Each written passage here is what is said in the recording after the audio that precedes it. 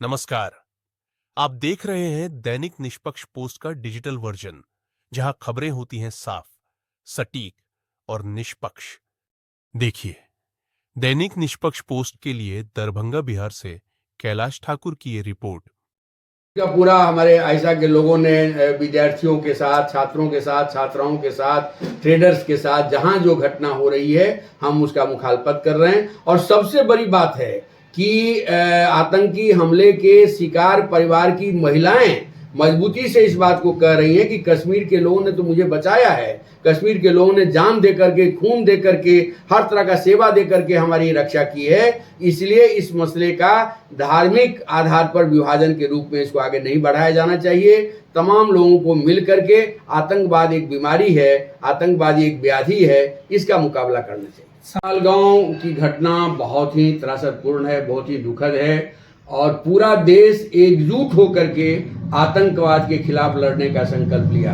मैं कश्मीर के लोगों को कृतज्ञता जाहिर करूंगा कि पहली बार संपूर्ण कश्मीर सड़कों पर उतर करके तमाम पार्टी, तमाम संगठन, व्यापारी, तमाम तरह के लोग सड़कों पर उतर करके लोगों ने कहा कि ये हमारी कश्मीरियत पर हमला हुआ है और ये आतंकवाद के हमले के खिलाफ हम हैं। और बड़े स्तर पर लोगों ने सैलानियों को मदद किया है। इतिहास में वो एक पहलू सदा के लिए दर्ज हो गया है। कश्मीर ने अपना विधानसभा बुला करके वहाँ एपोलॉजी लिया और वहाँ उसने अब्दुल्ला साहब ने मैंने एक दुख प्रकट किया और उन्होंने कहा कि भारत सरकार जो भी कदम उठाएगी हम उसके साथ हैं। ये इनका एजेंडा नहीं चल पाया।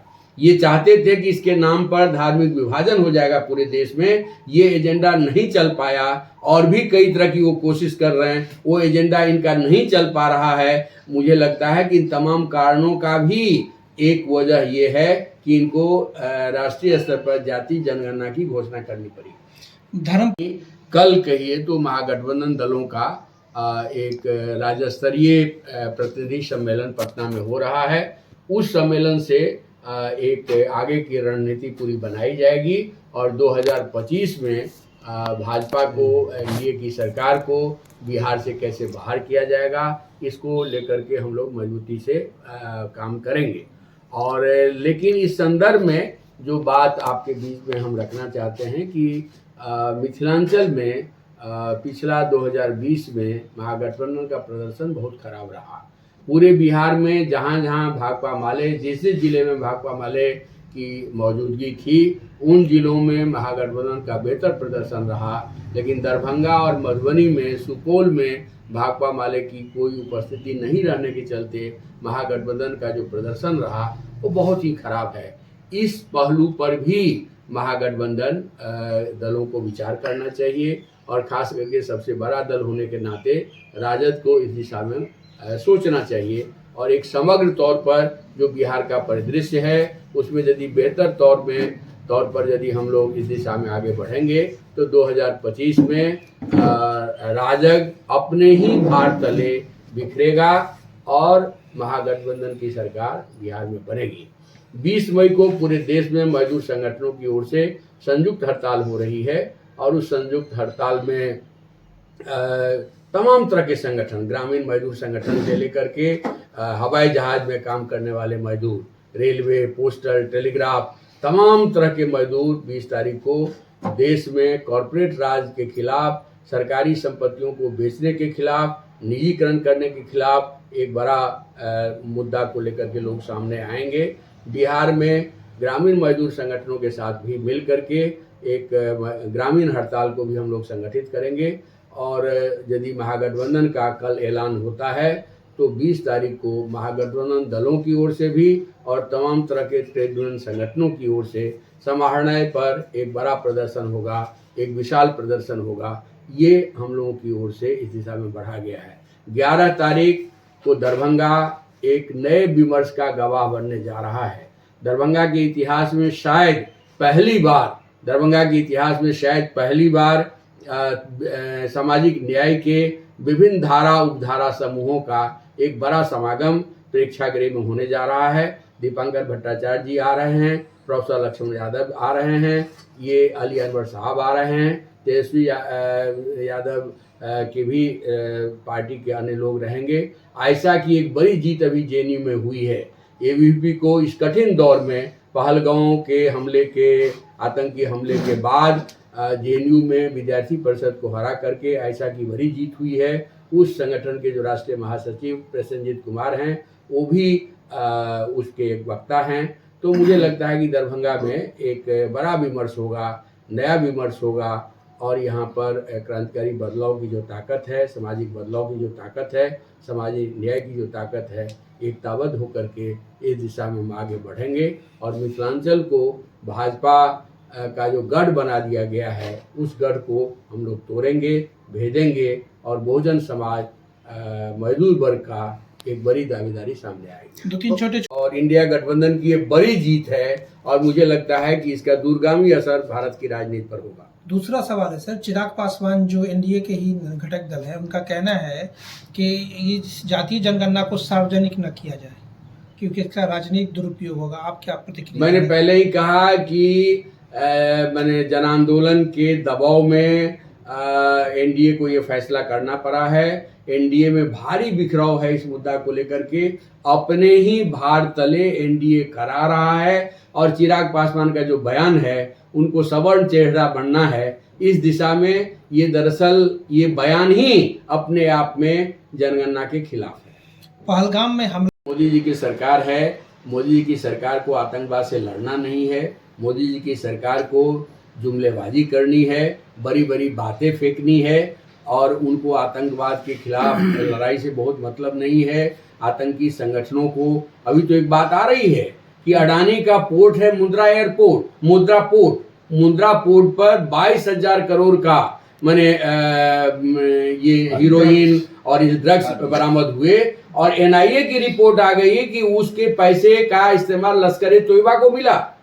इसका जो जांच होना चाहिए तो भारत में ही आतंकवादी संगठनों को पैसा देने का, संरक्षण देने का बहुत सारा एजेंसी है, उस पर बात हो रही है। मुंद्रा एयरपोर्ट पर डीएम हमारे पीएम साहब गए हैं, लेकिन मुंद्रा एयरपोर्ट पर ये एक अंतर्राष्ट्रीय तस्करी का वो जगह बनता जा रहा है। अडानी के पोर्ट की उसमें संलिप्तता है, इस पर कहीं कोई जांच नहीं हो रही है। तो ये तो दिखावा की बात है।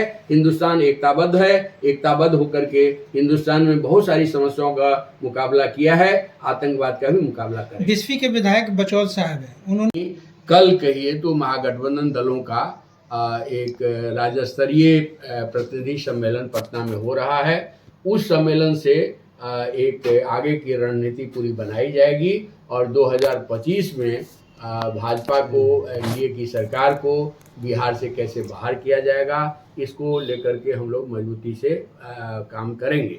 और लेकिन इस संदर्भ में जो बात आपके बीच में हम रखना चाहते हैं कि मिथिलांचल में पिछला 2020 में महागठबंधन का प्रदर्शन बहुत खराब रहा।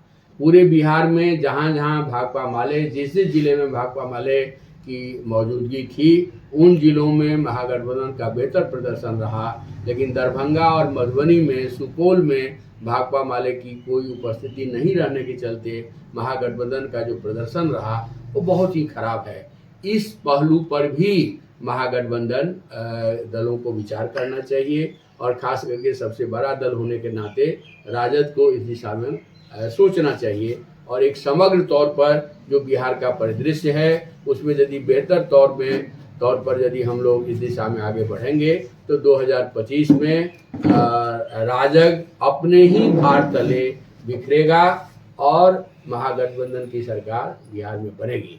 20 मई को पूरे देश में मजदूर संगठनों की ओर से संयुक्त हड़ताल हो रही है और उस संयुक्त हड़ताल में तमाम तरह के संगठन, ग्रामीण मजदूर संगठन से लेकर के हवाई जहाज में काम करने वाले मजदूर, रेलवे, पोस्टल, टेलीग्राफ, तमाम तरह के मजदूर 20 तारीख को देश में कॉरपोरेट राज के खिलाफ, सरकारी संपत्तियों को बेचने के खिलाफ, निजीकरण करने के खिलाफ एक बड़ा मुद्दा को लेकर के लोग सामने आएंगे।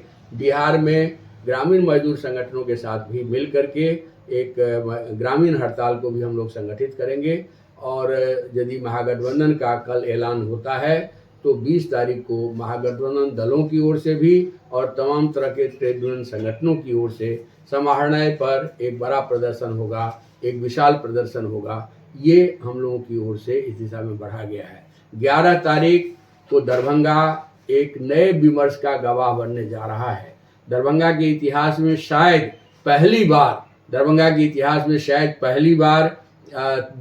सामाजिक न्याय के विभिन्न धारा उपधारा समूहों का एक बड़ा समागम प्रेक्षागृह में होने जा रहा है। दीपांकर भट्टाचार्य जी आ रहे हैं, प्रोफेसर लक्ष्मण यादव आ रहे हैं, ये अली अनवर साहब आ रहे हैं, तेजस्वी यादव के भी पार्टी के अन्य लोग रहेंगे। आयशा की एक बड़ी जीत अभी जेएनयू में हुई है। एबीवीपी को इस कठिन दौर में पहलगांव के आतंकी हमले के बाद जेएनयू में विद्यार्थी परिषद को हरा करके आयशा की बड़ी जीत हुई है। उस संगठन के जो राष्ट्रीय महासचिव प्रसेनजीत कुमार हैं, वो भी उसके एक वक्ता हैं। तो मुझे लगता है कि दरभंगा में एक बड़ा विमर्श होगा, नया विमर्श होगा और यहाँ पर क्रांतिकारी बदलाव की जो ताकत है, सामाजिक बदलाव की जो ताकत है, सामाजिक न्याय की जो ताकत है, एक ताबद होकर के इस दिशा में हम आगे बढ़ेंगे और मिथिलांचल को भाजपा का जो गढ़ बना दिया गया है, उस गढ़ को हम लोग तोड़ेंगे, भेदेंगे और बहुजन समाज मजदूर वर्ग का एक बड़ी दावेदारी सामने आएगी। 2-3 छोटे है और मिथिलांचल के डेवलपमेंट को लेकर के एक माने प्राधिकरण बने, एक एपेक्स बॉडी बने। महागठबंधन में इसको लेकर के सहमति है। तेजस्वी जी ने भी इस सवाल को उठाया है। हमारा मानना है कि भविष्य में क्या होगा नहीं हम कह सकते हैं, लेकिन मिथिलांचल के विकास को लेकर के एक भारत सरकार को, बिहार सरकार को एक खास एजेंसी बहाल करना चाहिए जो बाढ़ का मुकम्मल समाधान करे, सुखाड़ का मुकम्मल समाधान करे, शिक्षा का एक महत्वपूर्ण केंद्र के बतौर मिथिलांचल का विकास करे, एग्रो बेस्ड इंडस्ट्री का जो हिस्टोरिकल हब रहा है मिथिलांचल, उसको फिर से रीस्टोर करे। तो इन सारे प्रश्नों को लेकर के यदि कोई आंदोलन होता है, इन सारे प्रश्नों को लेकर के कोई प्राधिकार संपन्न यदि कोई एपेक्स बॉडी बनता है, तो मुझे लगता है कि इससे मिथिलांचल का विकास होगा, मिथिलांचल के लोगों को न्याय मिलेगा। और ये प्रक्रिया यदि आगे बढ़ेगी, छोटे राज्यों की बात यदि आगे बढ़ेगी, तो बहुत सारे राज्य हैं, उसमें मिथिलांचल को भी अलग राज्य की बात एजेंडा पर आएगी। आने वाले चुनाव। अगर आपको हमारी यह खबर पसंद आई हो तो वीडियो को लाइक करें और ऐसे ही विश्वसनीय और तेज खबरों के लिए हमारे चैनल को सब्सक्राइब करें। बेल आइकन दबाएं ताकि हर अहम अपडेट आप तक सबसे पहले पहुंचे। धन्यवाद।